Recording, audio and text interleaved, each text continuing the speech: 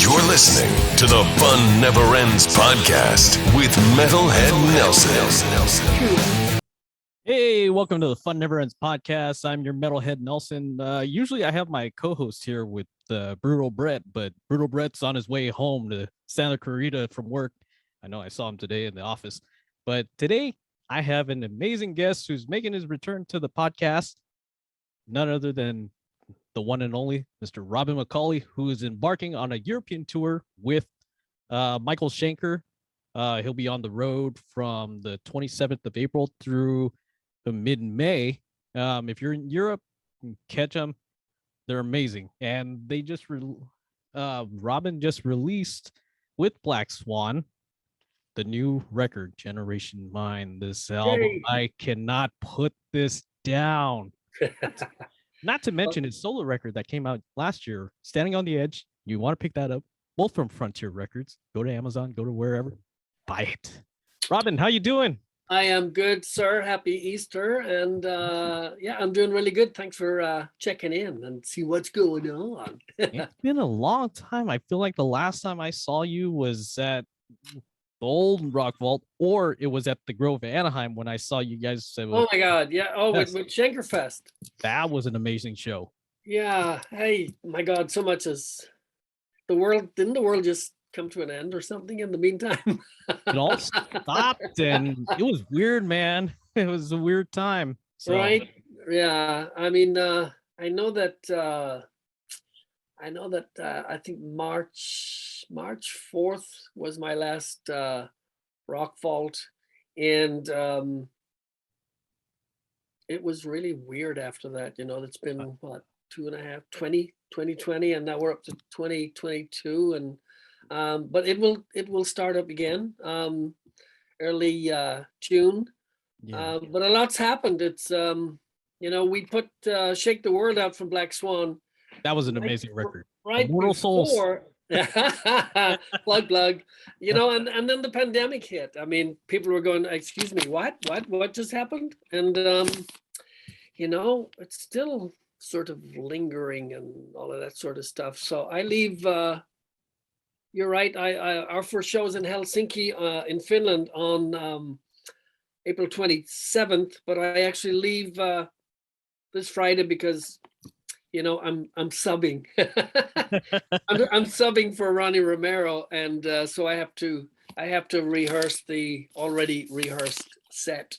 How many rehearsals do you guys go through before you Oh guys- dear God! I know that they have about 3 days before the show, so that'll be like 3 days from like 10 till in the morning till whatever. And you got a long flight too. And a long flight, and who cares about the singers? Hey, safe travels to you guys in the band, man. Yeah, we'll all meet up in Helsinki, and we'll rehearse for about 3 days, and then we launch into the first show in Helsinki, and then I think we have a travel day into Stockholm, I think in Sweden, and then we just off we go on our merry little trek. I think we go through Denmark and Poland, through Germany. Amsterdam, Germany, down through Spain into Italy, that sort of stuff. I was only supposed to do the last 5 that Ronnie wasn't able to make, and after I said yes to the 5, I got an email a couple of days later going, "Could you do the whole tour?" They always say, careful what you say yes to. Hey, but you're gonna kill it on the whole tour. Well, I'm singing a set that's already been, as I said, they already played the set in the UK, Yes. and it is Michael's 50th anniversary celebration. So it's a 2-hour show, I believe, and I'll be all on my lonesome in terms of singers. It's not like a Schenker Fest. And then when that's over, I'm back May 16th, I think, something like that. And I've already submitted songs for my follow-up to Standing on the Edge. And so I'll be digging in there for the second solo record, and then I have to leave for another short step to go back to Bulgaria. I have a show there.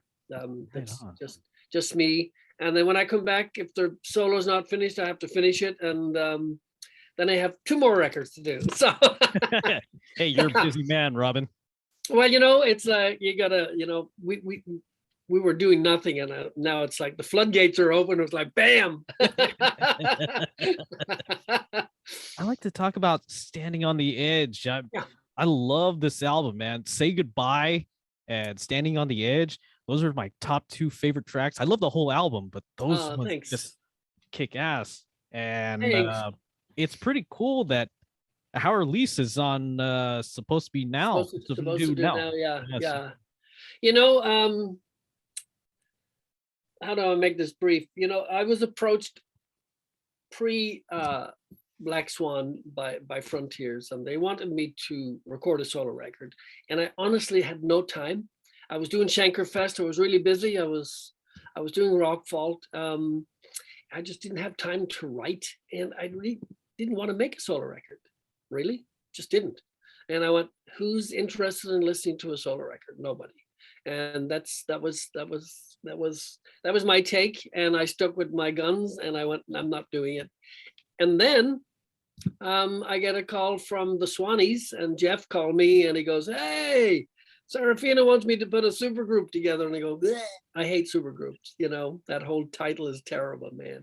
So anyway, he already spoke to Reb, and he goes, you're the first and you're the only singer I'm talking to. Please say yes. And I said, I'll say yes if you play bass. And I think everybody knows that story. He ended up playing bass. And we love the record. It's a great record. And we love this record, Generation Mind, even more. Great album.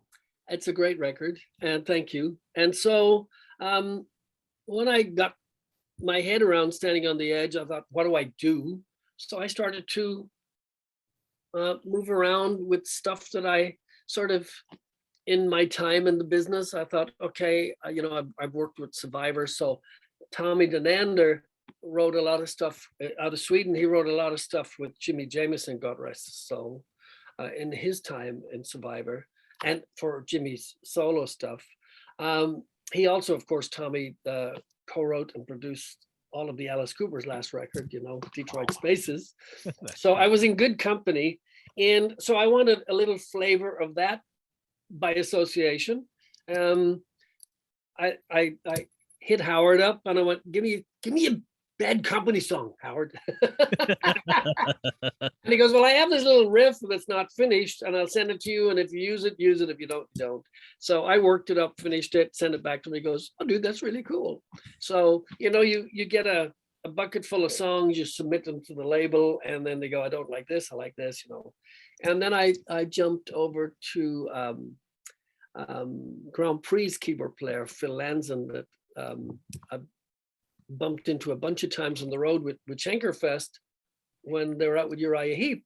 So I said, hey, Phil, maybe we just, touch a Grand Prix type of song for my solo. So he sent me 2, one of them was picked, and that's kind of how the whole thing went. And then I had other writers connected with the label, and we put it together as that sort of a little bit of this and a little bit of that to make a solo record. This one is different. This new one, it's I like to think it's heavier. It's more now I get a chance to, I did one, okay, that's out the door now. So here we go. So there's a bunch of different writers, some similar to to Standing on the Edge. And it's got a different approach. My son will be on this one too. Casey sang backups on, my son Casey. Yeah. So he sang backups on both Black Swan records, and he said, since you're going to do your solo, can I sing on this one and maybe play a little rhythm guitar on there? And I went, sure. So I sent him some tracks, and he's got his head around it before he goes to Texas. And when I come back, I went, you better be ready. But he's great. He's great. He's got an awesome voice. He's got it down now when we get into the studio, and it's great working with him because Daddy's very proud of his 6'3" tall boy. I have to look up at him. The mic. It's very awkward with the mic because I have to stand in a box. But it's good and it's a lot of fun, and I find myself in a really good place. It's very positive, and I'm loving it. So that's what I do. New album have the same personnel as the album from Standing on the Edge, or will it feature they will have the same players. Yes, okay. That's the deal, so we can keep that sound cohesive. And Andrea Cerveso is just a great guitar player. He's just awesome. He's awesome. Second I listened to that, I'm like, wait a minute, is that George Lynch? Yeah. I know he hates that, and he's going, I'm sorry, man. He goes, of course, you get influences. He goes, but I like to think it's still me at the end of the day. And he goes, obviously, I'm influenced by this person and that guitar player and that guitar player. And it could be a tone, it could be a this. But I stressed, I don't care what he's doing or how busy he is. I want him on this record. So we've already been chatting, and he goes, can't wait to do this one too. So that was a find, and he's a great engineer. So he basically works with Alessandro Del Vecchio, who mixed the Black Swan records and also produced and mixed Standing on the Edge. So we're keeping that rolling for the new one. I do have a title, but I'm not going to tell you. Well, I can't wait for that title. Yeah, I can't wait. Thank you. I'm not going to squeeze it out of you. Don't worry. So there we are. I said a lot. I wanted to ask you about the recording, and along with the Standing on the Edge music video. How did you go about recording that? Because it looked like you were in a auto. Yeah. Frontiers has a bunch of different photographers and videographers and directors that they place in different countries, and Enzo Mazio is the photographer for Standing on the Edge and for the Black Swan stuff. And he has since, Standing on the Edge, formed his own production company. And he found this amazing location out near, oh my God, I'm having a brain fart. My son Jamie went skating to Tehachapi, kind of out that direction. Yeah. And it's down this sort of out in the middle of nowhere, really. And then suddenly you come across all of these like warehouses and all of these old cars and farm machines, and it is the best location. And they have old Lincolns, and they have all sorts of old caddies and Triumph Spitfires and old Porsches and tractors and streamlines, and you're going, oh my God, this is just purpose built. So, COVID was going on, and it was very scaled back. There was just myself, him, and two people from the video production company, and that was it. A team of 4 people. We did it out in the middle of the nowhere, and and we wanted to keep it fairly sparse anyway. The photo session we did downtown, I can't remember the street, but it's a lot of people do it. It's like under the freeway. Yeah. And there's tons and tons of graffiti, and then you can see the cityscape as the night closes in, and and then you pack your things and you bail as fast as you can. I agree. Get the hell out of there as fast as you can. Nightfall's coming. Nightfall's coming, yeah.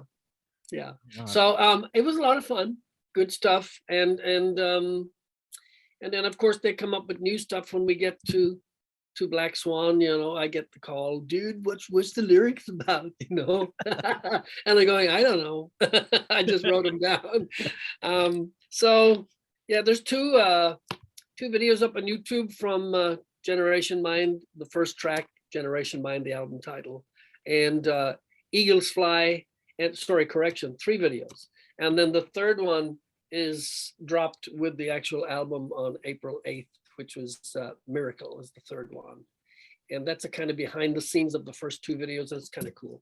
I love this record. My God, I have been listening to it nonstop. Okay. Killer on the Loose, Crown, Wicked the Day. I love that song. I know it's one of my favorites. And I came to Jeff and he goes, okay, what do you got? And I go, I think we make this one about King Arthur. And he goes, why? And I went, why not? So it's actually about King Arthur's bastard son, Mordred. And he had an affair with his sister-in-law, and out of that came that child. And then, of course, you're the rightful heir to the crown. And then I went, so there's a story. There's a story. And of course, a battle ensued between father and son, and they were both, in the end, fatally wounded and died from their wounds, and yada, yada, yada, yada, yada. But it makes for a good story. Oh, yeah. And the battle, it's literally about the battle. When the battle happened, it was, and Jeff goes, that doesn't sound right, wicked the day. You should. And I said, it's old English, I'm not going to sing It's a Wicked Day. It wouldn't. Oh, Wicked the Day sounds much. It's a killer, and then you go, oh, what's that? So that's how that came about. And I love storylines, Nelson. I like to read, and I like to find different things to sort of get a lyrical idea. And I mean, Eagles Fly is really all about War of the Worlds, and it's the H.G. Wells, and it's all down to Reb. I get all this music, and then he's playing something, and I'll hear something like I did with Eagles Fly. And I remember listening 1,000 years ago to War of the Worlds album with Phil Lynott and Justin Hayward and Richard Burton narration, and the sound of the aliens on the Jeff Lynne, of course, from ELO produced it. And the sound of the aliens was, I heard something in what Reb was playing, and I went, oh my God. So I broke out the old album and I started getting into it after all of these years. And I went, that's what I'm going to do. I'm just going to follow, and I'll write my version of it. And there you have it, Eagles Fly. Great track. I think it's a great piece of music. Yeah, it is. It's a great piece. It's complex, and it's got that long intro, and it's really cool. It's really cool. What was your favorite tracks that you wrote and that you sang on this record when you recorded it? Let's go with both your solo record and the Black Swan record. Oh, God. First and second record. I don't know. Jeff and Reb are such great songwriters, and they throw such great music at me. And to be honest, I'm petrified half the time, because I'm going, my God, what am I going to write to this? And I listen to the music for each piece hundreds of times before I even start putting it together.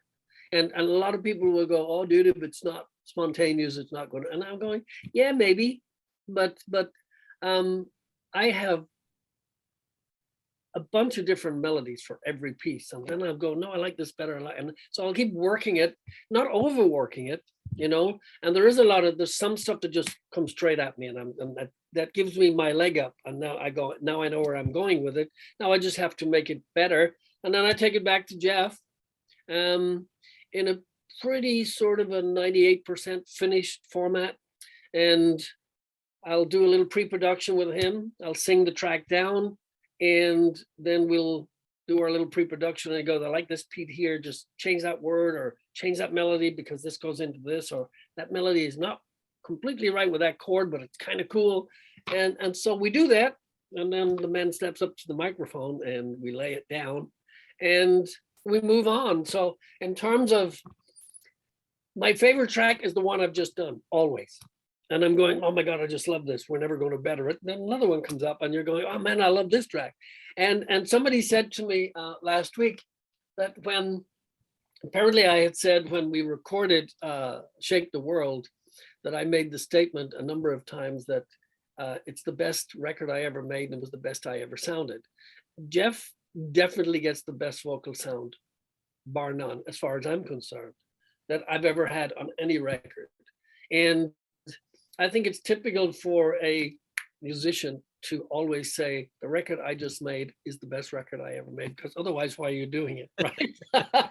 So that's my escape door. That's my exit. So the last thing I ever did is the best thing I ever did, you know. But he gets, you know, he said when we recorded Shake the World, he said, I'm going to record you, like you are, like the sound of your voice. We're not going to do all of this compression and all of this, you know, no auto tune, dude, you know. And raw vocals. you're right. And so he allows me, maybe more than anybody, to be me. And sometimes you go, oh, that's just a little too scratchy. He goes, that's what you sound like, you know. Yeah. And we fly with it, and it's great, and I have a ton of fun doing it, and I'm not supposed to be doing it at my age. Let's just not forget that small detail. I know Black Swan. Well, for everybody that doesn't know, that Black Swan consists of course, Robin McAuley, Red Beach from Winger and Whitesnake, Matt Starr from the Ace Frehley Band, and Jeff Pilson, Foreigner, and the original bass player for Dokken. All of you guys are very busy. Yeah. Can we probably see like a gig for Black Swan in the near future or somewhere down the line? We talk about this, you know, whenever we get together, and ideally we feel that probably the best forum for Black Swan Live would be like a Monsters of Rock festival, or festivals in general, because I always repeat myself. I always like to say a lot of people in the same place at the same time. It would be the perfect launching pad and the perfect amount of exposure. A tour would probably be difficult, not impossible. You know, if we were on a festival with a good lineup, and the promoters liked it, and they went, "Hey, you guys really need to tour," and made it an impossible situation for us not to support it. They would still have to work their way around Red Beach not being out with Whitesnake and or Winger, and Jeff Pilson not being out with Foreigner, and Matt not being out with Ace Frehley, and me running around somewhere in Finland. So those are the obstacles, if you will. But you know, with planning, how does anybody tour? You plan it. You have to plan far enough ahead, obviously, because you can't just go, "Hey, I'm going to play the summer festivals," because it'll be next summer already, because this summer is most likely taken care of. But there are always last minute changes that do happen, and I would love it. I think we all do. In fact, Reb at the video shoot, he came up to Jeff and he goes, "Dude, do you think we'd be any good live?" And I think Jeff said, probably not. So that's the kind of humor that's in them, you know. And yeah, you know, it would take work. You'd have to rehearse, you'd have to do the whole thing, because we'd want to go out and make it special and make it good. And I'm dying to see that artwork as a backdrop. Because I can't wait. I love the artwork. I think it's just awesome. I don't think there's anything else that looks like it. And I've never seen anything like this. This is absolutely badass. And it's really good. And you know, they threw that at me because Jeff and Reb goes, "Hey dude, you're the art. You have the art eye, you do it. You deal with it and then keep us posted." And I'm going, that's a cheap shot. You guys just don't want to do it, you know? And I had the idea for, oh my God, before the music started, of what we would do for the follow-up on this one. And I was going down the road of the mask that the plague doctors used to wear back at the time of the Black Plague. Yeah. And I can mess around with graphics. So I had that's right. You had a degree in graphics. Yeah, well, yeah, and I worked in graphics for years, so I started coming up with all of these images of, you know, a plague doctor's mask on a swan's head and all wild, crazy stuff. So I would send those off to the artist, and the record company was going, I don't like this. And I said, well, it's not finished yet. And they wanted something very simplistic. And I'm going, everybody was going, no, we don't like that. And so we pushed, and I started sending colors from like Alien with the blue cold steel. And I said, we need this color. And the colors in the beginning were not right. And then we got this sort of steampunk imagery going on, and we got the mask still going on and the goggles, and eventually we got it to where it was. And Stan Decker is the artist. He also did the first record, and he is just the man is a saint because he has so much patience.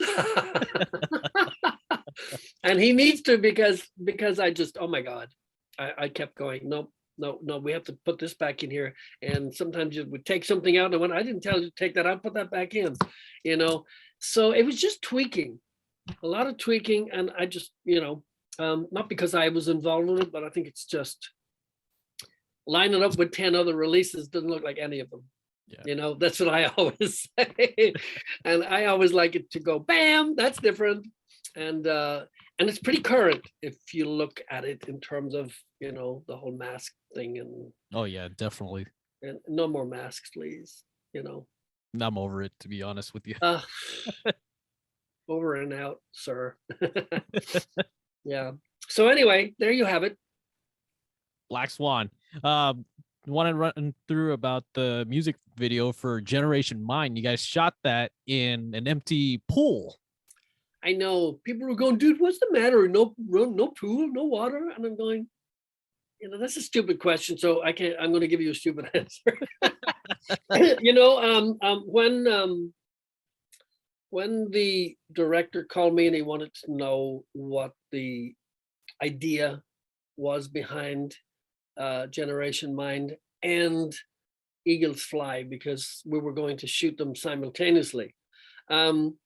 His idea was that he went with the lyrical content of Eagles Fly, and he worked backwards. And he goes, so I want to mix it up. I want to use a little of both. Uh-oh, what just happened? Still there. What did you do? Where did you go? I'm still here. Here. Oh no, I don't see you. I'm still here. No, I can hear you for sure. Hello. Yeah, I don't know where you disappeared to, my friend. Are you on the phone? Oh, there you go. I have no idea. So he basically worked backwards, and he found this near abandoned house that apparently is used for a lot of murder mysteries. Oh, that's pretty cool. And that sort of stuff. It's kind of desolate.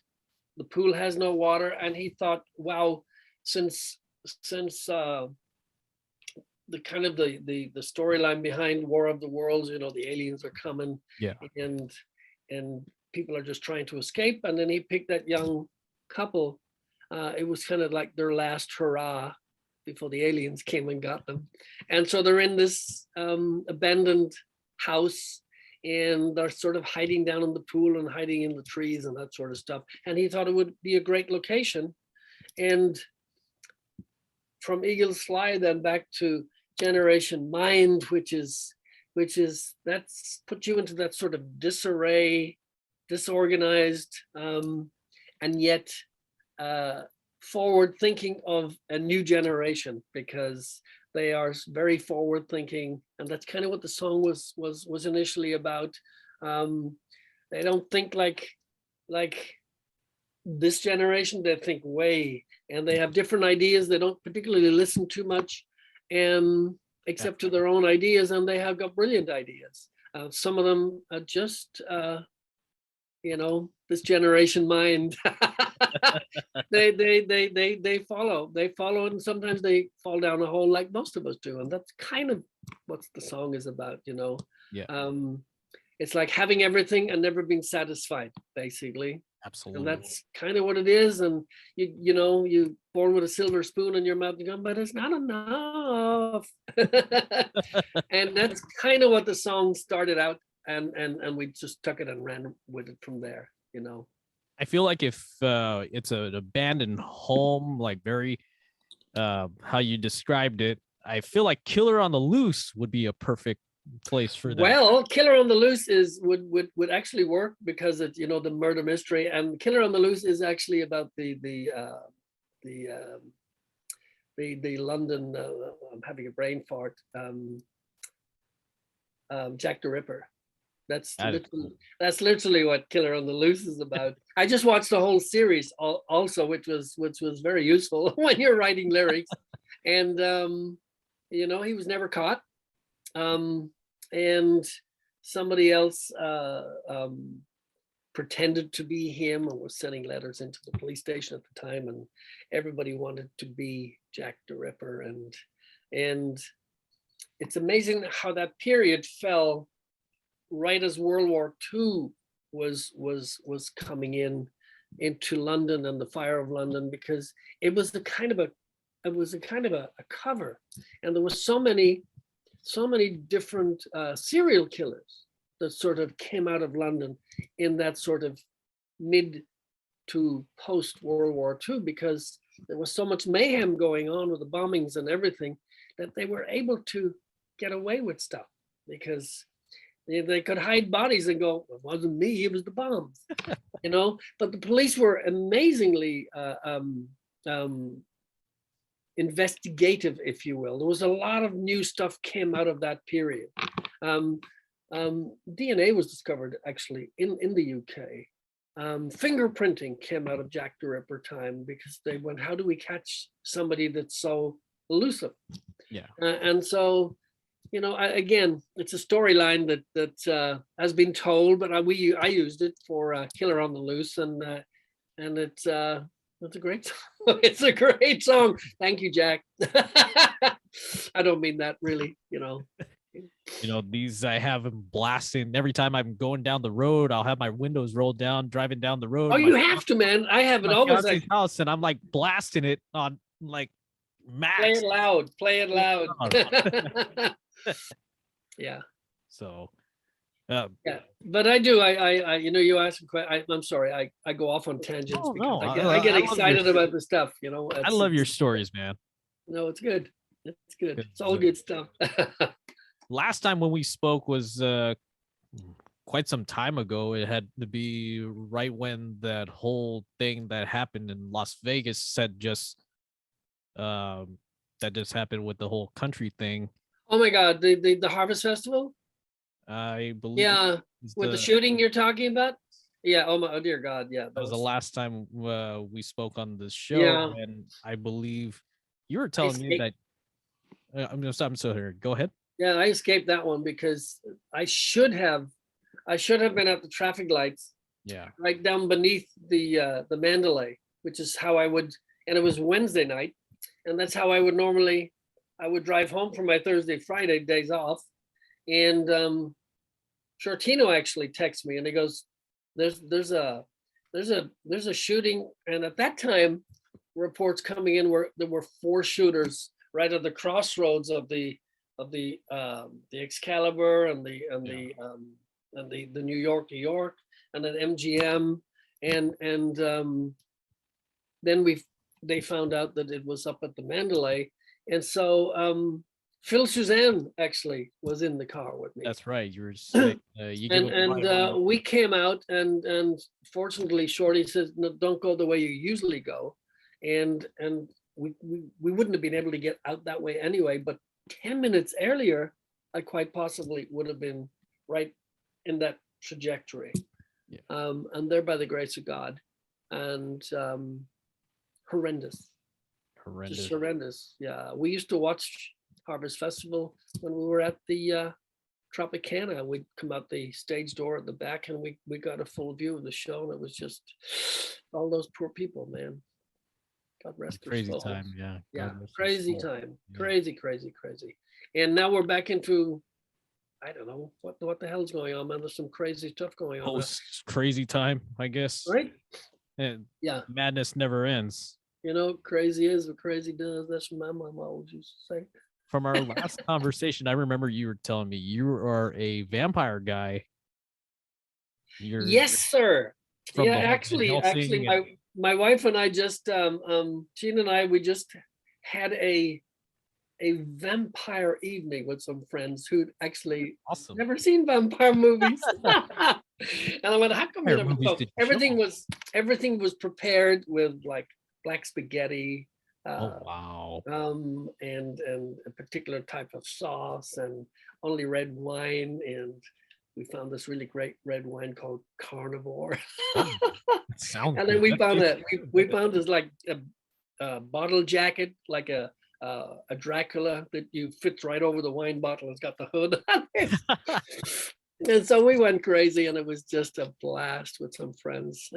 So, first book I ever read, my dad introduced me to Bram Stoker's Dracula. That's awesome. And he said, here's a book you should read. And I read it, and I got hooked on vampire stories. And I remember one of my nieces, when I lived in the UK, she became really interested, and my sister used to go crazy because my niece never slept at night because scared the bejeebies out of her. But and then I've I've watched a lot of vampire movies. You wrote a song about it. If Immortal Souls is Immortal a Souls vampire was story. inspired by Reb's playing on the intro, a bit like Eagles Fly on this one. And I could have sworn that he was, emulating this sort of wolf cry. And he goes, dude, how much have you been drinking? I went, a lot of blood, Reb, a lot of blood. So so that's, he inspires me with what he plays, and he usually Great guitar player. I usually get the leg up to the song from what he's playing, and it's almost like he's going, I'm playing this. Do you hear it? There's the title, run with it. And then when I challenge him on it, he goes, I didn't hear anything. Oh wow.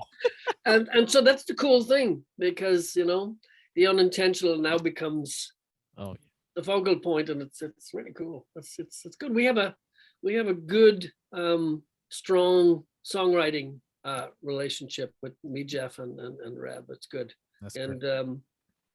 So far nobody hates it. That's always good when everybody is on the same page. Everybody loves each other. So yeah, because at the end of the day, it's a little conceited, if you will, because we go, dude, it's a great song.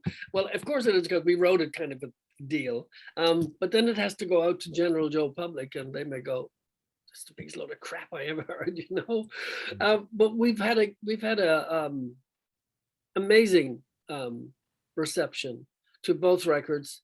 We're absolutely blessed in this day and age when there's so much music, yet again, so much music been released. And I think I just saw something earlier today. I think we picked up number 4 best new artist. There's a whole congratulations to that. Yeah, a whole bunch of new positions coming in. We've been getting like 5-star reviews, and I'm going, they talking about us. Yeah, so it's what can I tell you? As I said earlier, at my age, I should be, Hey, you're rocking and rolling, still looking good, man. You're still kicking ass out there. I still love what I do. So thank God. Ain't over until the fat lady sings. You can't say that anymore. That's probably not politically correct. Yeah, there's certain phrases you can't say anymore, which is weird. So yeah. Cheers. I suppose you can't say that either. Cheers. I still can say that. If they can still have the TV show running, why not? Oh man, I used to love that Good TV show. I wanted to ask you about the last 2 Michael Schenker Fest albums. Yes. Resurrection and Revelation. Talk about the whole writing process between those 2 albums. Yeah, they're great songs that you sang on. Yeah, I have very little to do with any of it. Resurrection, I wrote the melodies and the lyrics to Heart and Soul, I think it was. And really, Michael would put the music together, and he works with Michael Voss, his longtime producer friend, and they really compile the music, and then they send out. In the case of Schenkerfest, they send out, 2 tracks each, whatever it is, and we will write lyrics and melodies, and we'll come back and record the stuff, move on to Revelation. Most of Revelation was written by Michael Voss and Michael. Most of the lyrical content by Michael Voss, and we just came in and sang on it and made some changes or whatever that was more suited to us. And that's usually the process there. Yeah. Michael relies heavily on Michael Voss, and he's forever changing. That's this good thing with Michael. He moves along, and now with his 50th anniversary, he has the Primal Fear singer on there, Ralph Shippers. He has Ronnie Romero, obviously, and he has I think he has the singer from Halloween on. I forget it. On Universal, on the new record, and there's a song on there that I get a chance to perform, which I really, really like. I don't think it's actually been performed live. I might be the first one doing it, and I didn't record it. It's called A King Is Gone, and it is just a great song. And of course, he has a new single. He has a new single up on YouTube from Universal called Emergency that Ronnie sings. So, and I don't know if Ronnie's performed that live either yet. So now I'm singing material from other singers that hasn't been released yet. So nobody better than you to sing it. I hope I do it justice. It's important for me when you're doing something like that to keep the integrity of the song. A lot of singers will go, "Oh, well, I'm going to sing my version," and I'm going, "Don't do that, because then it's a different song." So I hope I can take it to the finish line and do it justice. I'm pretty sure you'll do it. That's it. all I can do. You'll kick ass on it, man. It'll be fun. It'll be fun. Speaking of which, since you're subbing in, is there any McAuley-Schenker songs that's on the set? I know you probably can't say. Well, I'm going to say no, there isn't. That was easy. No, again, this set is preordained, if you will. It's it was a set that was structured for the new. Of course, we have perform songs from Revelation and Resurrection. I think we do Sleeping with the Lights On, a Warrior, and that sort of stuff. So all the stuff that's current, on the current records, is what will be performed. And then some old MSG, and of course, my all-time favorite, the big block of UFO songs. And that's, maybe I shouldn't say, but that's probably my favorite part of the night, because those songs are just timeless. You do Shoot a really good justice, because I've listened to that on the live album and the Blu-ray. You kick ass on it. I love it. I love the UFO stuff. It's not a coincidence that the likes of Eddie Trunk, Strangers in the Night, I think, is his all-time favorite record. Words from his mouth, and the songs they're just amazing. And we're doing a good bucket of songs from UFO on this tour. Shoot, I love. Of course, Let It Roll is one of my big time favorites. And everybody knows the classics like Doctor and Rock Bottom. And you can't leave a Schenker show without getting them. But it's the other stuff I love, like Natural Thing and all. It's just, oh yeah, that's just, I'm getting goosebumps now, because I just love that stuff. And I should be over and tired of it, but I'm not. It's just just great. It's just great songs. I remember hearing a UFO song, "I'm a Loser," and I really love that song. Yeah. I tell you another one that's never performed, Mother Mary. It's another great. There's so many songs. But next show. Yeah. Awesome. Yeah, I wanted to do a little something and get to know Robin McAuley if that's all right with you. Of course, of course. Places that you have performed and traveled to. Is there any place that you haven't been to that you would love to go to? Just to, whether you. Oh yeah, of course, of course. I have not been to Australia or New Zealand. I haven't been to the Middle East. I haven't been down to South America. God knows why. I would love to go down to Brazil. We played Russia with Schenker Fest, which was talking about Russia in these days is a no-no. But St. Petersburg was phenomenal. It was great. Russian people were very nice. This war has got nothing to do with the Russian people. It's that other idiot, that murderer bastard. Anyway, yeah, I would love to go to the Middle East. I'd love to go to Israel. The rest of Europe, I haven't been to China, so there's a good chunk of places. Love to go to Australia or New Zealand. I would just love it. I would just love it. South America, I'd love to go to. China, I would love to go to. I love travel. Travel is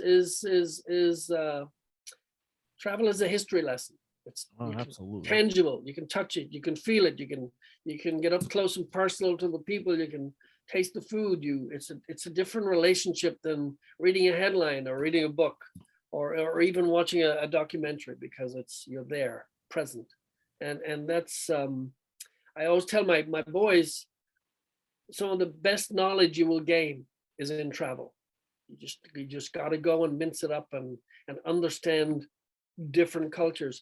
One thing that you will find, I always find at any rate, is how very, very, very, very similar we are to each other, no matter where you come from. And how kids are raised, the language may be different, but the things that parents say to their kids is almost exactly the same as we say to our own children, because that's just how life is. And I think it's really important to understand and learn culture. And if more people traveled and more people understood about different cultures, we might have less of this, blinkered opinion about things. And that's just my take. That's all the Irish. Very well said. That's what the Irish guy is telling you. The Irish guy has a good head, man. Yeah, it's important. I think it's Absolutely. super, super important. And there are people who never leave their front yard. And if you talk to those people, the chances are that, they have a tunnel vision about something, because they haven't experienced the left and the right, There is something different down that street than there is down this street. There just is. And you need to learn it and understand it and appreciate it and to have a better understanding. So absolutely. Yeah.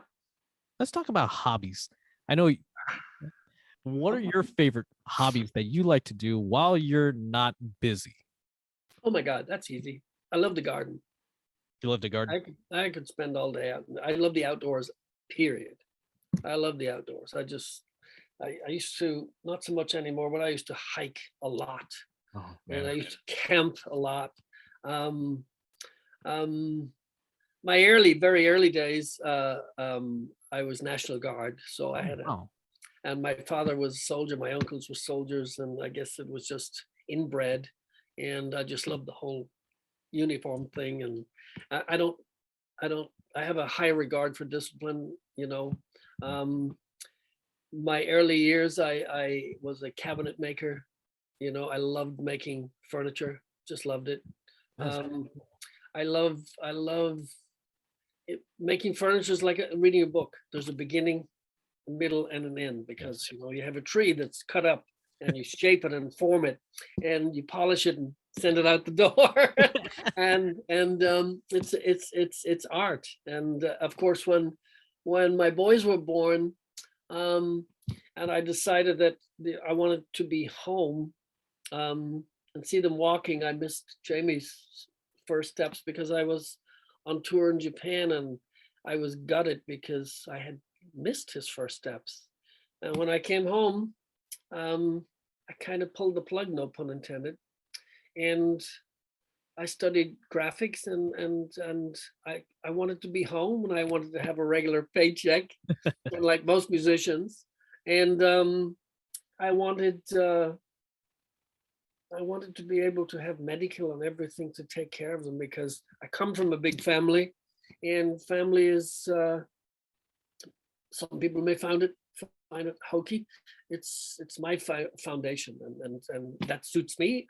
Everybody's entitled to their likes and dislikes. That's very important. that's what makes me, and so yeah, I'll always find stuff to do. But these days, that sounds really like an old fogey, but oh, I love the garden. But I do. I've always liked the outdoors, and you know, my son Jamie is a great skater. Absolutely loves the outdoors, and Casey loves the outdoors. He's forever in the outdoors, and they are actually. I'm going to promote this a little bit, but himself and his fiance, she is a 9-time champion. There's a name for it. I should know. But like people show horses, like people show dogs, she shows pigs, little piglets. And she knows, yeah, I mean, she knows how to train them. In fact, she's in training right now. She knows how to train them. She knows how to take them to a show. And she certainly knows how to win competitions, because she's a 9-time blue ribbon winner. And so they've ventured into that, and I've been telling my sisters, and they're going, "Oh God Almighty, pigs!" But I grew up in the country, as my family did, so we kind of chuckle, and as they say, the apple never falls too far from the old tree. So that's their little side venture that they're doing, and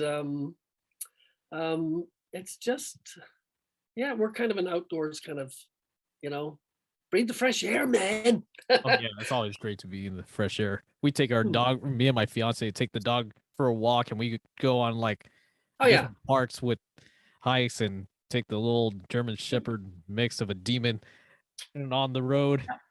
It's good. It's all good stuff. So that's what I like to do. Don't get a chance to work with woodwork anymore like I used to, but I did it for years and years, and I dabble in graphics if I want to, but I don't typically do it. I'm so busy with you know.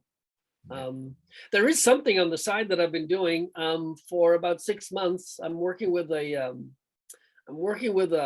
Italian composer who writes movie soundtracks. He also writes a lot of sound bites for Netflix and HBO, and he wanted to sort of expand on what he was doing, and I was introduced to him, and he goes, "Can I send you some stuff and see what you think?" And he sent it to me, and it was something I've wanted to do, like big epic symphonies for a while, and just to play around with it. And so we have worked about 6-8 pieces already. And it is a complete left field from anything that I've ever done. It goes from anything that sounds like something you would see on the Netflix series, The Vikings, to an old Western movie. And it's all of those sort of sounds. And it's, I get goosebumps because I'm going, oh my God, I so desperately want to do this. So after the solo thing is done, I'll be launching into making sure that that gets finished. Oh, I can't wait for that. And it's awesome. If I may say so myself, it is awesome. And I can play with a whole different range in my voice just for the sounds that we're looking for, and it's just really cool. That's really cool. Something I've been very looking forward to. It's really cool. I'll keep you posted on that one, but it is super cool. Super cool. Being from Ireland, if somebody were to travel to Ireland, what are your favorite places that you would recommend? Oh, there's so many. I mean, there are so many. If you like castles, there's a lot of castles. Some actually actively being lived in. Where I come from a place called Tara, a bit like, like the Wild West, but Tara, where I come from, is famous for our patron saint, St. Patrick, that everybody celebrates. Everybody. And Tara, of course, is famous because it is an old seat of some of the old Celtic high kings of Ireland. And then the story is when you're on Tara and you look across, you can see another hill called the Hill of Slane. Slane Castle, of course, is famous for all of these rock concerts that go and cater for about 250,000 people in their grounds. And the castle still lived in. A portion of the castle they allow for public visits. It's open to the public. You can dine. It has a beautiful restaurant in it. Killarney is very famous. There's lots of, if you want to go north of the country to the Giant's Causeway, which of course is one of the 7 wonders of the world. It's basically a rock formation by the ocean, but it looks like it was made by giant steps. It's amazing. Oh dear God, Dublin alone as a city has, if you never tried Guinness, go to Dublin. If you never tried Jameson whiskey, go to Dublin. And there's lots of tours and it's a very, very, very, very, very green country. And people always go, is it a miracle? Did God look down and make it green? I think it's something to do with the limestone that's in the earth that makes it. And it is an island. It's surrounded by water, so it's not a huge island. So it's not short of rainfall. A lot of rainfall. Green, very lush, huh? I'm sorry? Very green, very lush. Very, very, very lush. Yeah. It's a beautiful island. It's a beautiful country. And Irish people, of course, as you know, are just the best. Absolutely. Yeah. So there's lots to see. If you go visit Ireland. And it's best to go off the beaten track and get into the old pubs, because that's where you really hear the traditional Irish music. Because somebody rolls in with a banjo, somebody will roll in with a mandolin, somebody will roll in with a violin or a fiddle, as they call it, or a bodhrán, and before you know it, there's anything from 1 to 10 people playing, and they just roll in and they sit in and they play, and it's an awesome time. That's amazing. Definitely gonna take my wife in the future. Awesome time. Yeah. So, one last thing, if let's say you were offered to do either a beer, wine, or a liquor, what would you have and what would you call it? I like wine. I'm not much of a beer drinker. I do like bourbons that I can only drink when I'm not working. In fact, I never drink when I'm working, not before, during, or after. Like now, I've been dry for weeks and weeks. Because that's how I operate.